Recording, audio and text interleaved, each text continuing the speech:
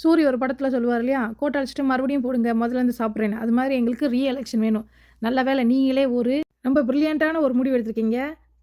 அது எங்களுக்கு சாதகமா நாங்க யூஸ் பண்ணுறோம். நீங்க இதே மாதிரி போங்க. நாங்க எலெக்ஷன் கேட்குறோம். அதுக்கப்புறமா எங்க தலைவர் சிங்கமா, தனியா, கெத்தா வந்து ஆட்சிய புடிப்பாரு.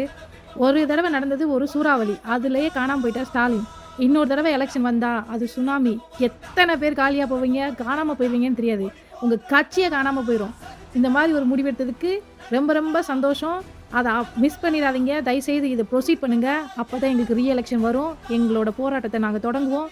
உங்கள நாங்க எல்லாரையுமே ஸ்டாலின், எடப்பாடி, அந்த சேகர் பாபு எல்லாத்தையுமே யாரெல்லாம் வந்து விஜய் அவர்கள வந்து மட்டமா நெனச்சு ஆட்சி அமைக்கக்கூடாதுன்னு நெனைக்கிறீங்களோ, அவங்கலாம் வீட்டுக்கு அனுப்புவோம்.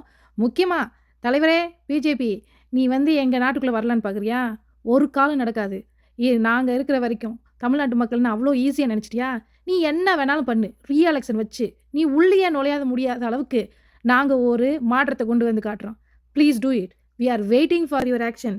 அந்த முடிவ மட்டும் எடுத்தீங்கன்னா, அந்த 2 கட்சியும் காணாம போயிரும். அதுதான் எங்களுக்கு வேணும்.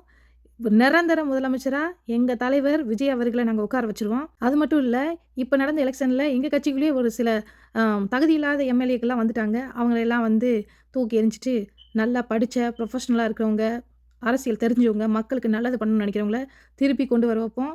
நாங்க வந்து எங்களையே கரெக்ட் பண்ணிக்கிறதுக்கும், எங்களுடைய ஸ்டாண்ட ரொம்ப ஸ்ட்ராங்கா வைக்கிறதுக்கும், இது ரொம்ப பெரிய ஹெல்ப்பா இருக்கும். யார் பேச்சையாவது கேட்டுட்டு இந்த முடிவ மாத்திறாதீங்க. அப்புறம் செம்ம கடுப்பாயிருவோம். தேங்க்ஸ் ஃபார் வாட்சிங்.